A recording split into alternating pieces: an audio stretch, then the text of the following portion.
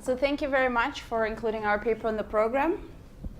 So this is joint work with Shimon Kogan, who is usually at IDC, and he's visiting MIT Sloan this year, and with Toby Moskowitz, who is my colleague at Yale.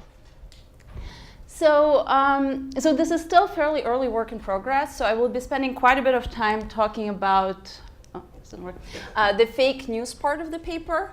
And then we're still working on the effects on financial markets, so I will show you kind of what results we have so far.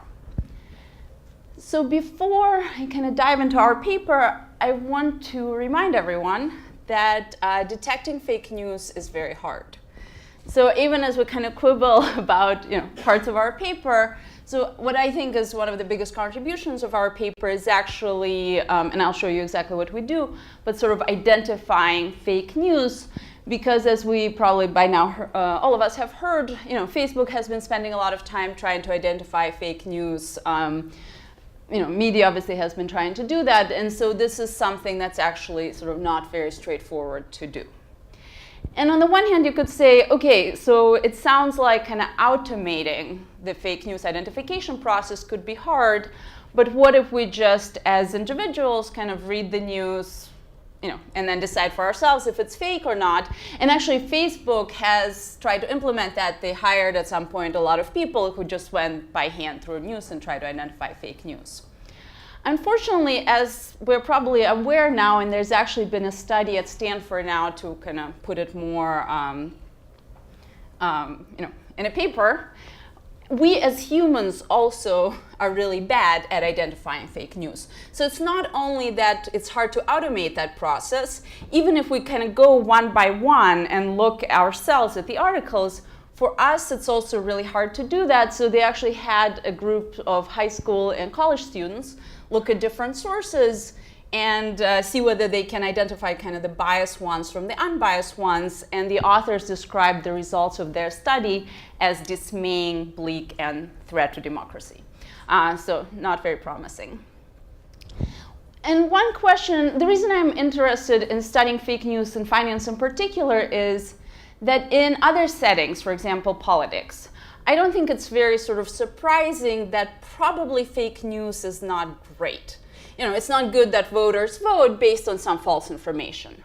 However, in finance, if you think that markets are very efficient, the presence of fake news, while it's never great, might not actually matter that much.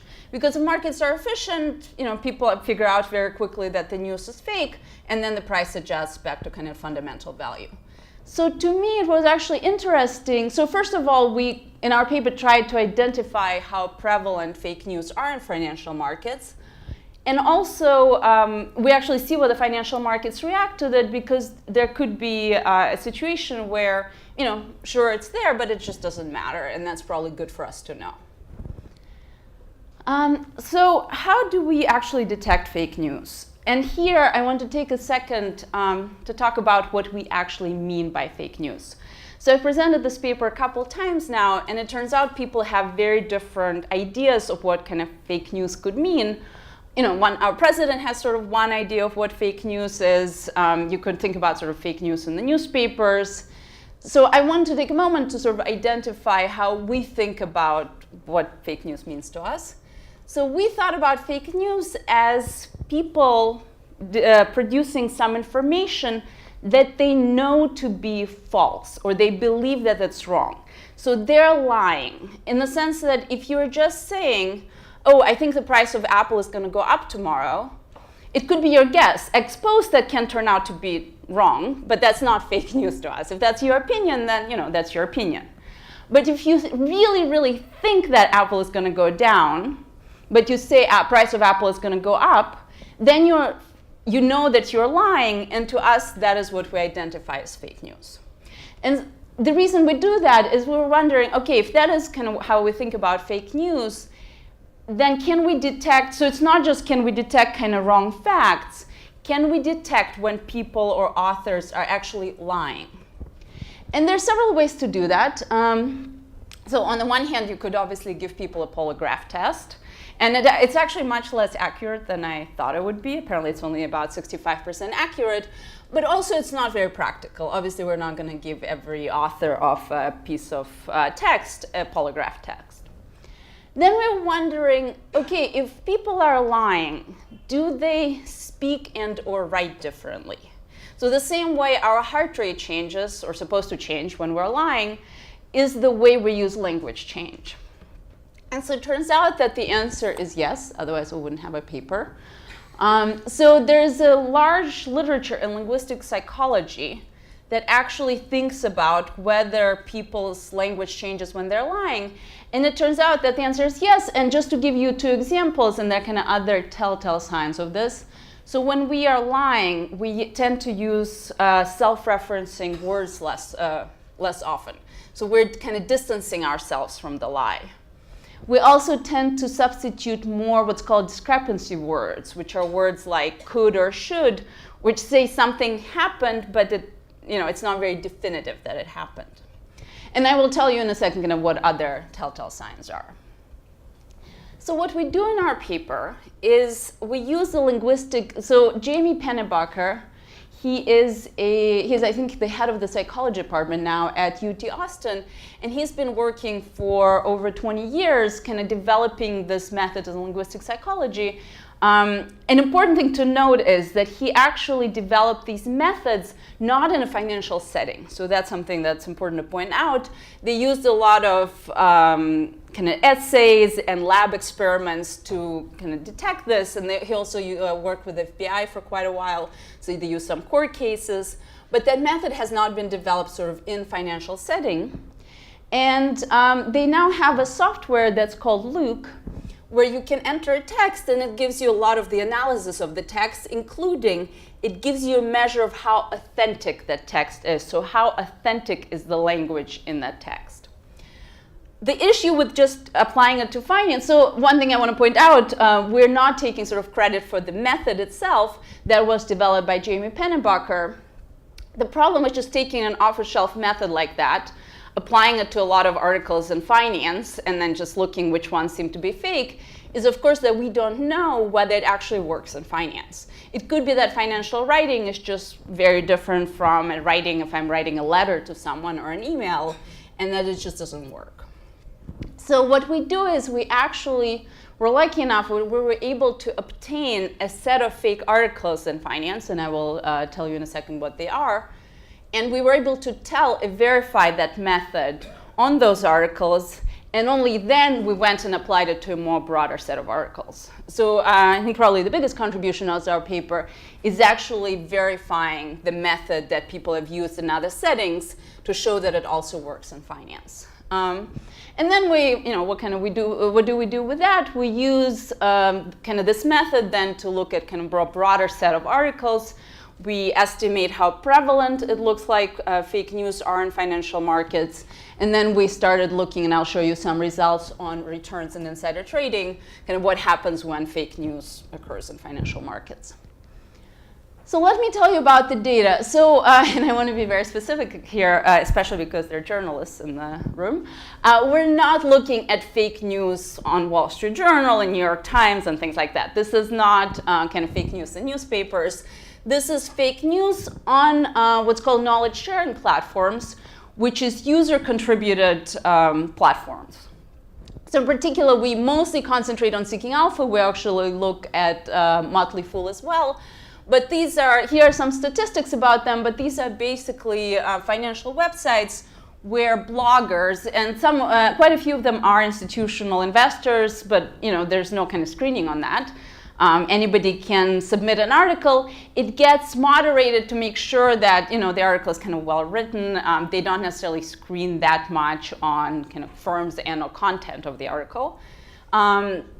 And these are now very, very popular websites, and a lot of definitely retail, but also institutional investors can get some of the information from here. So these are this is the medium that we're looking at. And the benefit of these knowledge sharing platforms, and they've really emerged, became very popular in the past 10 years. So the upside is what's called now kind of the democratization of news production. So up until then, most of kind of news, financial news came from analysts, journalists, kind of more institutions, whereas now almost anybody can kind of contribute to information production.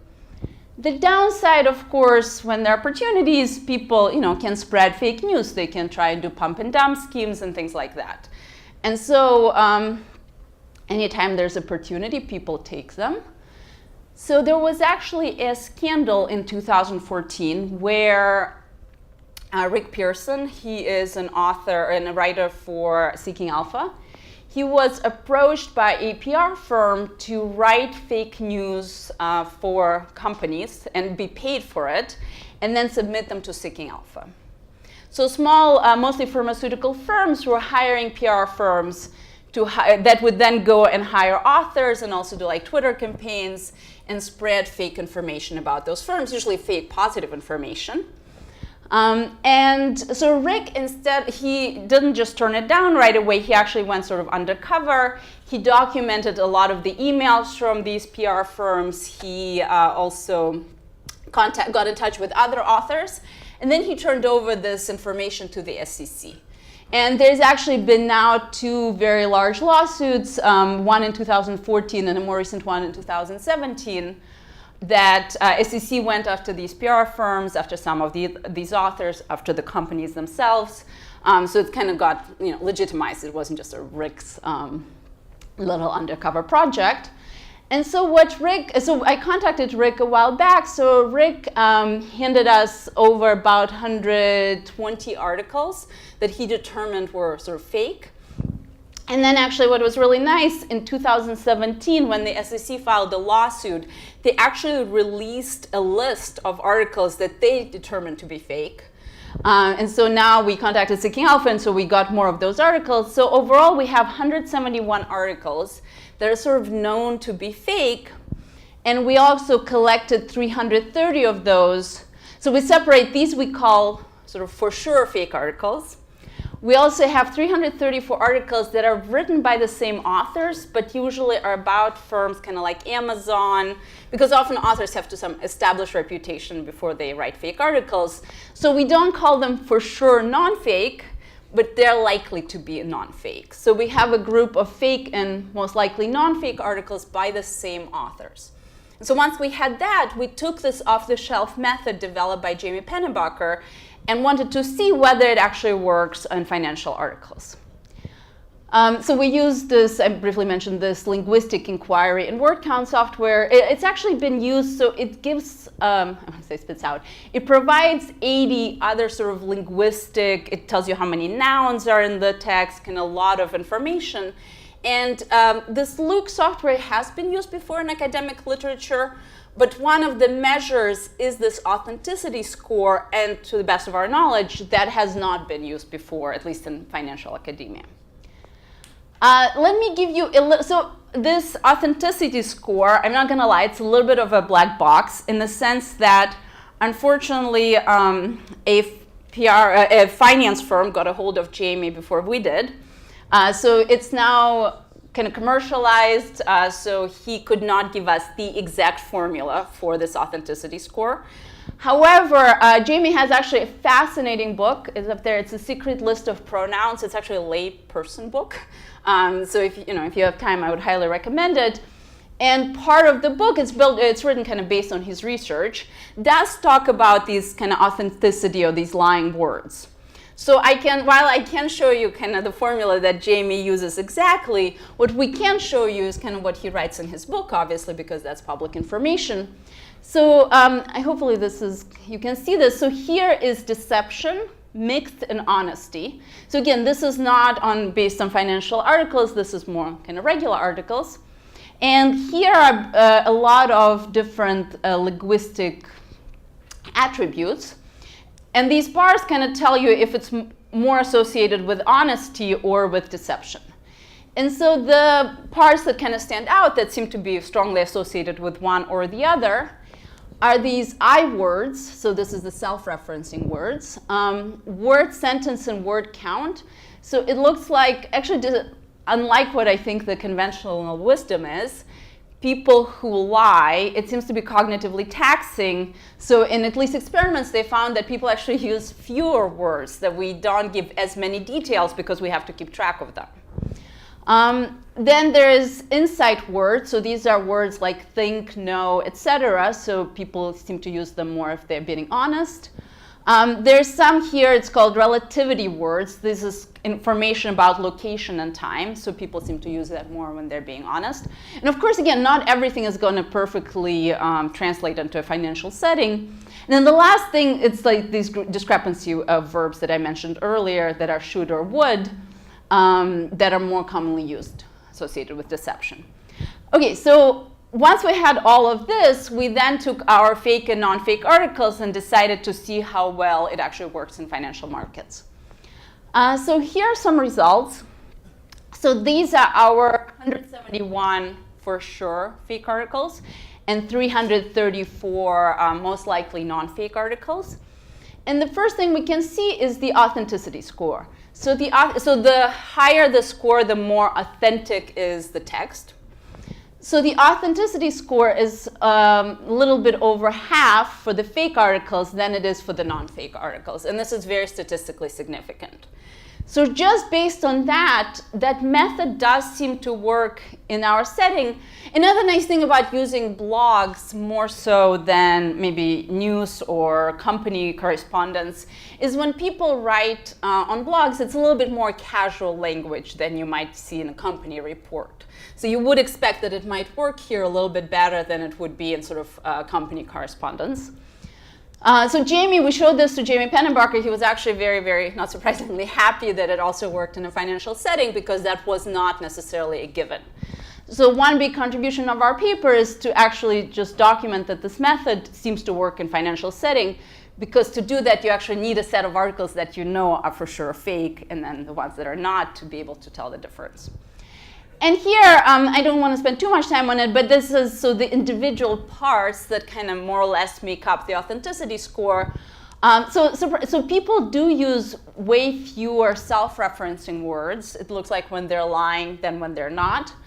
They have slightly fewer words per sentence, and then some of these other measures, they more or less go into the same direction as I just showed you on that chart.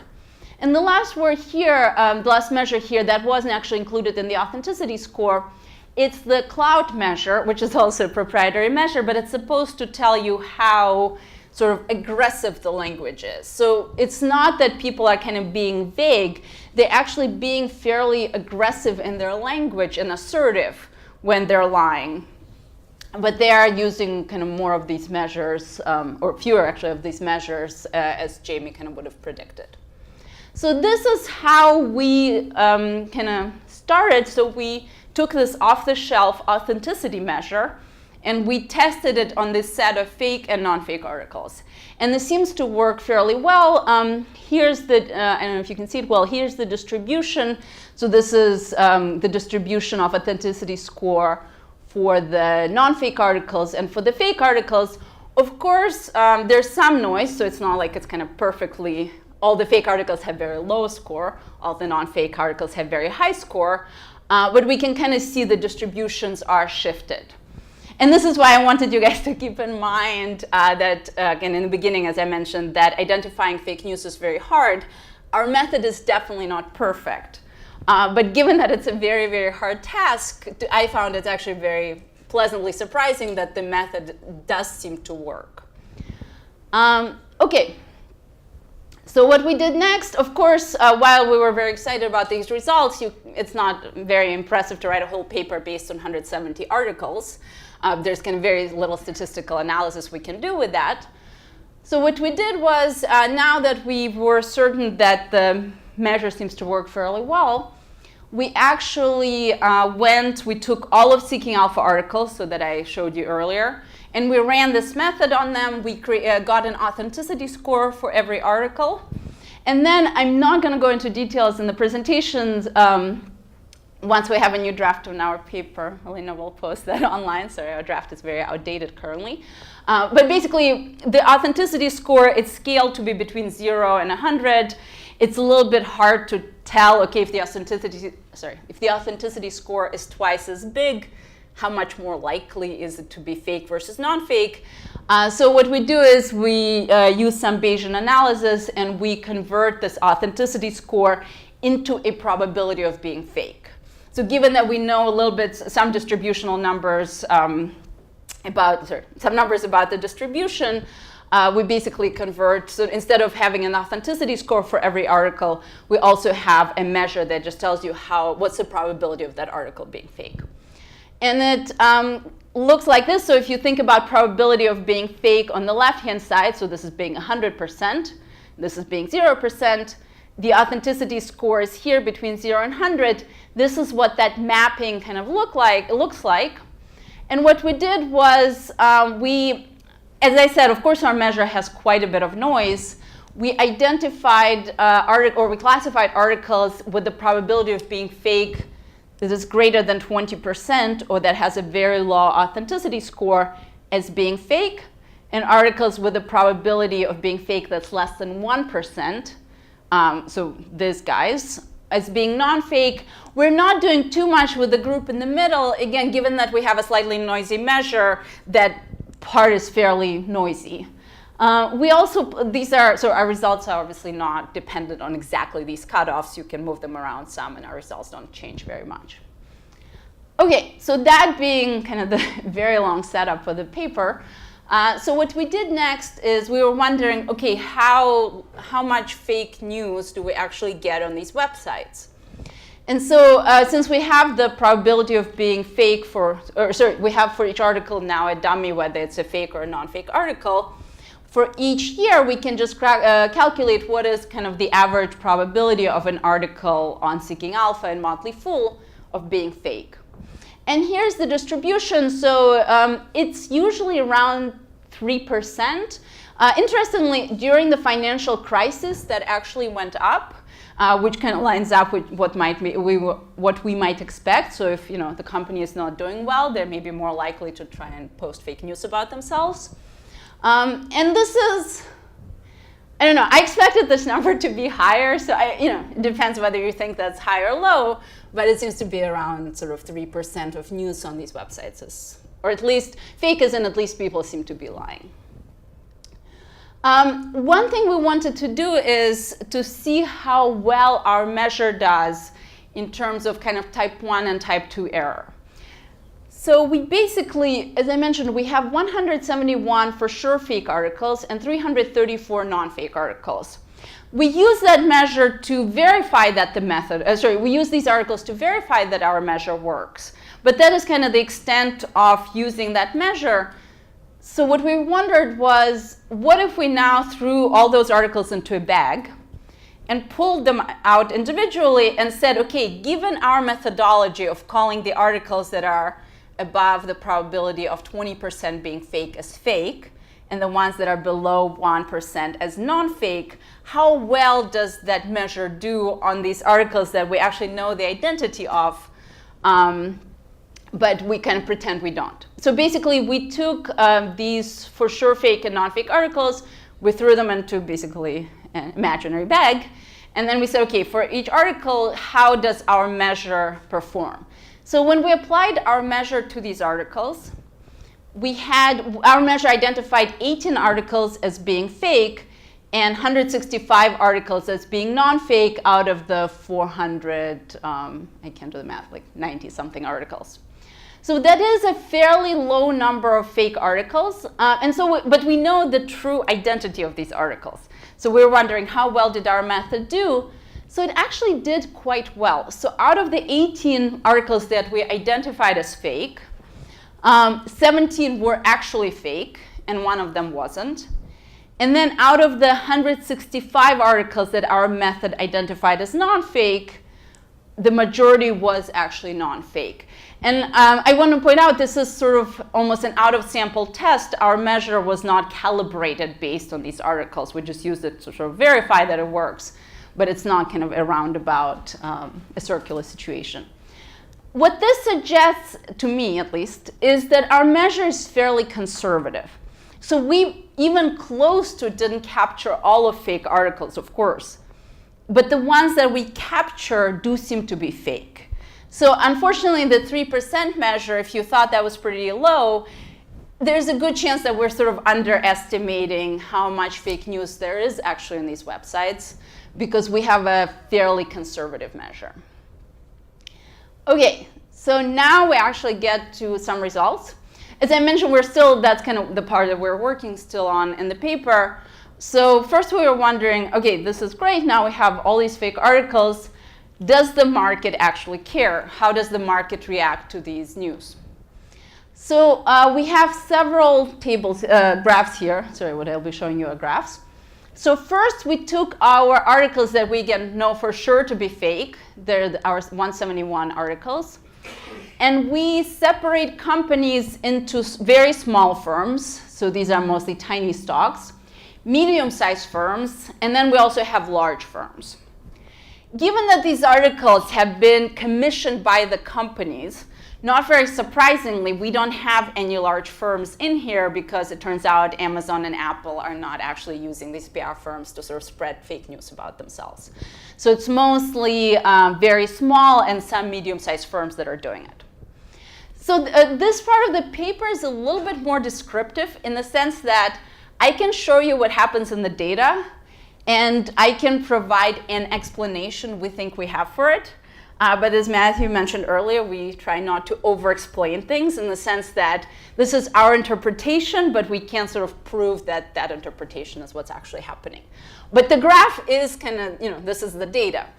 So what it looks like, so 0 is when the fake news appeared. The prices were dropping, so this is 120 days before.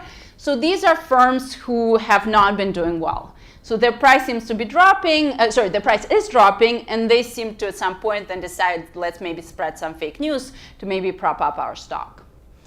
What we see is that for small firms, it actually, so this is a pretty large scale, this is 100%. If you magnify it, there's quite a bit of a, we should actually draw a line here. There's actually quite a bit of an uptick.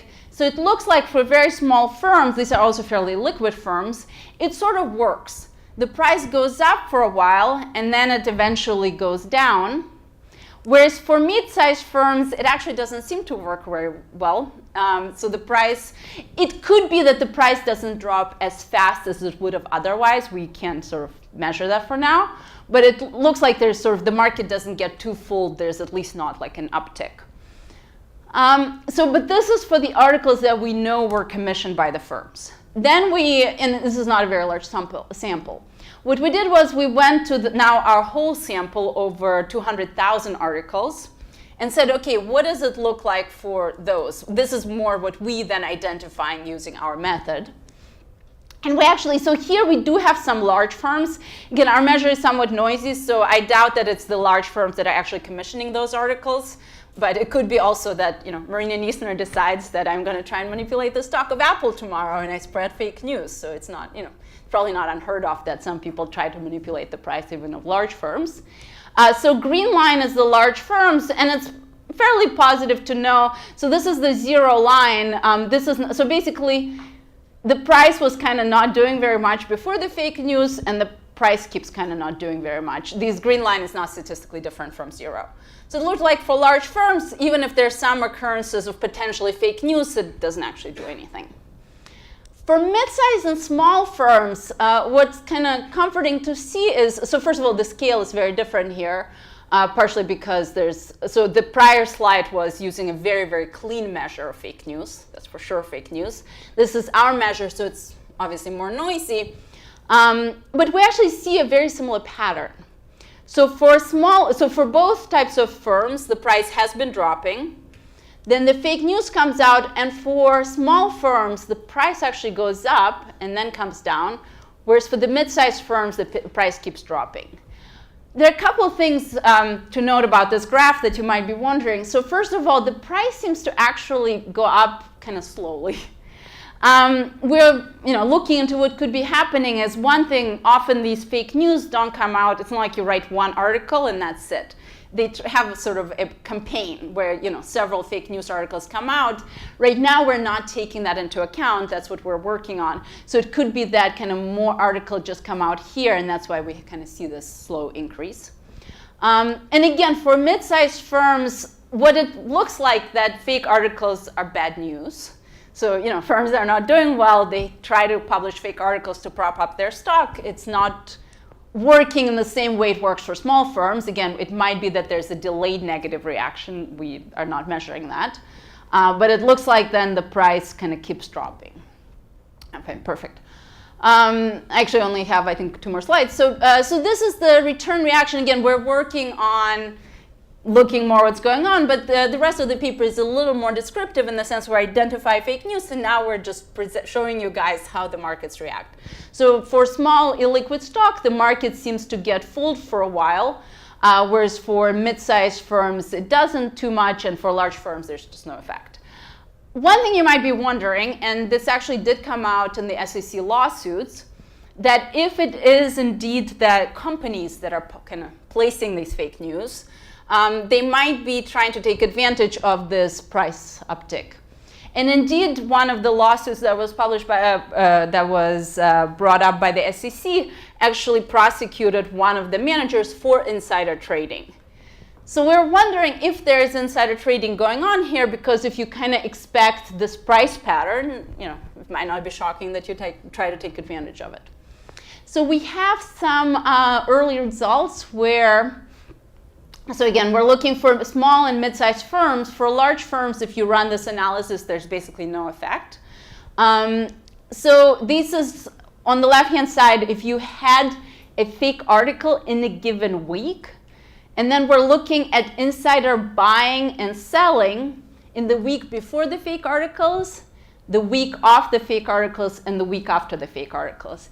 And you're a buyer as a company if you're, it's a kind of academic, I guess, definition probably. If you're a net buyer, so if that company bought more stocks, so insiders, sorry, of that company bought more stocks than sold. And if you're a net seller, it means that insiders sold more stocks than they bought that week. And what we see is that for small firms, there seems to be buying in kind of right around the fake news. And if you go out one more week either way, that becomes actually insignificant. And you see a somewhat similar pattern for mid-sized firms. And again, for large firms, you kind of don't see anything. And there's no selling. So people seem to be buying around that time, potentially to prepare for kind of that uptick in price, but they're not selling. We tried to see when they actually sell. That is much harder to do in the sense that, the result is we don't get significant results. As we saw, the price drops over a really long time period. So it could be that they're kind of selling throughout. It's just hard for us to capture. But for now, I'm kind of showing you what the preliminary results are, that we see some insider buying. We don't see insider selling around the same time. It is also a little surprising that the mid-sized firms are buying, because for those, we actually didn't see a stock price uptick. It kept going down. We're looking into what's happening. It could be, as I actually saw in my job market paper, that they, as kind of was brought up earlier, we now know what happens to the price. They might not know. They might think that the price actually will go up, even though on average it actually doesn't. So that could be one explanation. So again, this is still work in progress. We're looking at also kind of author history, what it takes for authors to become fake news writers, when are their articles kind of more influential to the price. So that will be in the forthcoming drafts. So to just wrap up what I showed you today, so basically, to the best of our knowledge, this is the first paper in finance where we systematically identify fake news in kind of, not just kind of fake emails, but in the news. And so then that's kind of the main part of our paper. Now we document the effect on the financial markets. And we also have some, as I showed you, evidence on insider trading. So thank you very much.